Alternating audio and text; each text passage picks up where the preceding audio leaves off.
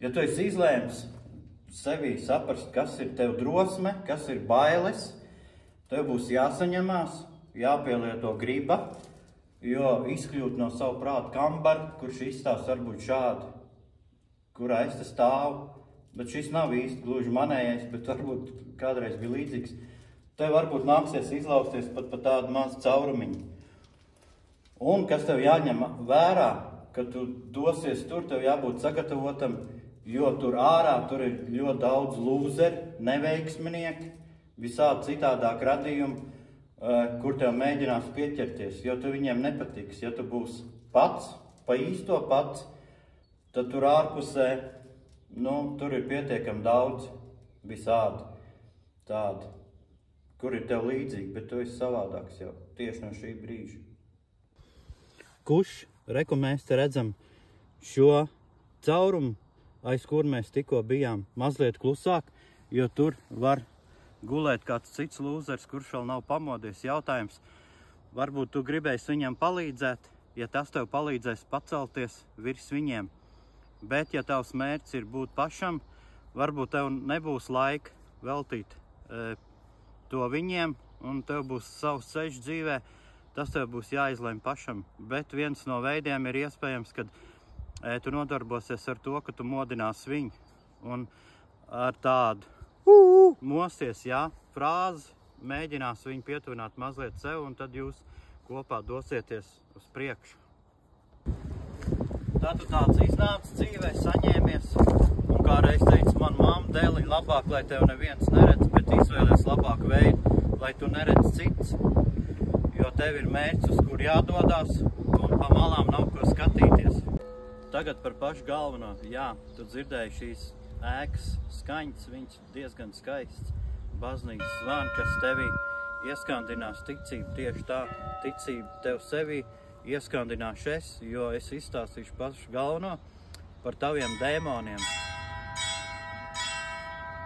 kurus šādu zvanu var atmodināt vai iemidzināt, bet pats galvenais ir tas, ka tev jāsaprot, ka tu atgriezies visu laiku pie kaut kā tā paša, ko tu dari un dari. Tev tas palīdz vienā brīdī, tu aizmirsti, pēc tam atkal tu atceries, bet pats galvenais ir tas, ka to dara tavs prāts, Mans mērķis ir likt tev saprast un pieņemt par īstenību to, ka vislielākais murgs tavā dzīvē ir tavs prāts, tavu galva, jo to arī pat reliģija norāda, ja tu iedziļināsies, tu sapratīsi, ka problēma varbūt lielāk vai mazāk tieši ir tavā galvā, jo tu atļaujies prāta karuselim, prāta ritenim, kur tu ik pa laikam izrauj kaut kādus fragmentus, kas tev der un es visu laiku tik mainīgs, un tas tev aizliedz būt tev pašam. Mans mērķis ir tev parādīt, ka tāds pats cietoksnis un tāda pati pils, kā skan manais mugurs, ir arī tev iekšienē. Bet ir tikai viens jautājums, kāpēc ik pa laikam viņi tevī sagrūst un tad ceļās no jauna, jo tev pietrūkst iedvesma. Iedvesma tev ir jāatrod.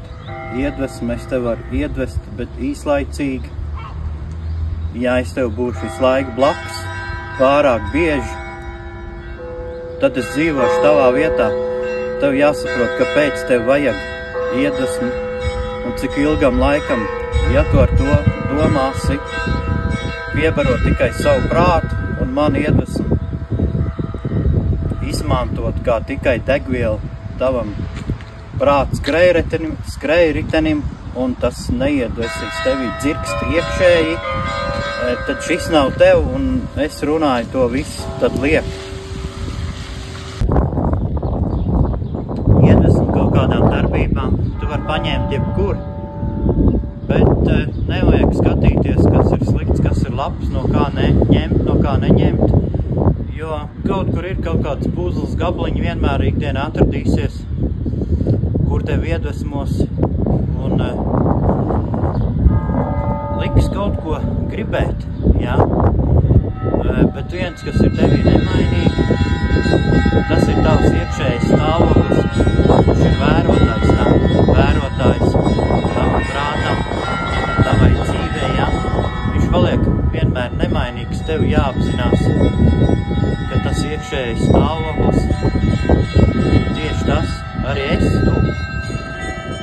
tas ļoti cieņi ir jāpatur tev prātā. Jo tas ir tieši tas punkts, pie kā tev vienmēr ir jāatgriežas. Cita nav, tas ir mans skatījums, tikai tā arī tas darbojās.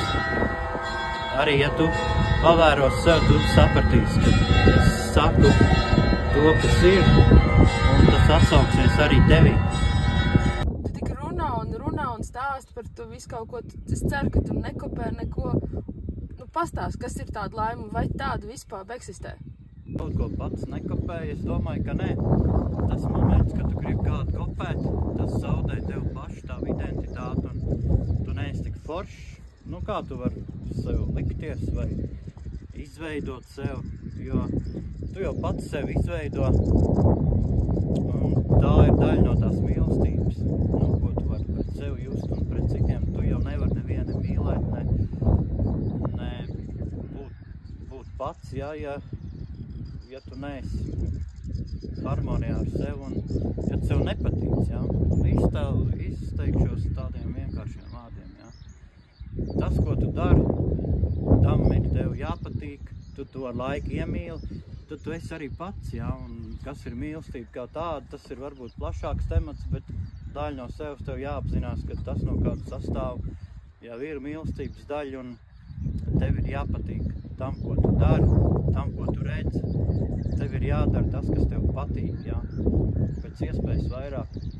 Ja tu dari to, kas tev patīk, tas tev dod brīvību, pat arī tur, kur citi viņu neredz, Tu vari būt brīvs jebkur, tas ir attiecīgs no tavas uztvers, Tu, teiksim, dari kaut ko, kas tev nospiež un ierobežo, nekad tu nebūsi laimīgs, tur nebūs nekāda mīlestība, tur nebūs nekāda patika pret dzīves.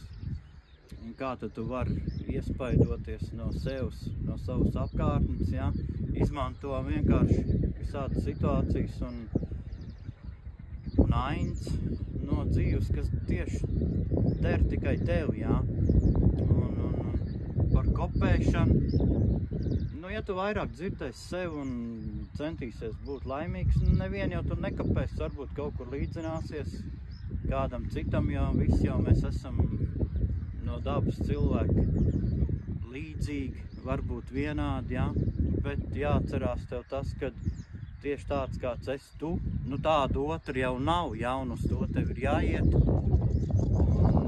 Tā laime jau nav kaut kāds liels piekrauts maiss, kurš tev vienā brīdī atvērsies un tu viņu izjutīs, Laime jau sastāv no visādiem tādiem sīkiem mirkļiem, no sajūtām, emocijām. Pēc iespējas vairāk tev viņas ir jāvairo sevi un apkārt, pirmām kārtām sevi. Tad jau sāk kaut kas notikt dzīvē, tas, kas tev vajadzīgs. Par cik tu esi sācis skatīties manējos video, uzrunāt, tu viņus var turpināt, iesim pa dzīvi un es daudz ko stāstīšu tev, kā es to redzu, varbūt tev tas noder. Mans mērķis ir, lai tu paņemi kaut kādu vismaz milimetru vai tēlēni izsakoties daļu no mans un mēģini to izaudzēt sevi un pielietot, kas tev der, un lai tas kļūst par identitātes daļu tieši no tevis. Es negribētu, lai tu kaut ko kopē un kaut ko mēģini ieviest tādu, kas būs pārāk dublēts varbūt. Es apzinos arī, ka tas varbūt tieši tev šī brīdī nederēs, bet kaut kādā situācijā būs tas, kas tev visvairāk ir vajadzīgs. Par to es esmu pārliecināts. Tā ir man tāda diezgan stingra pārliecība.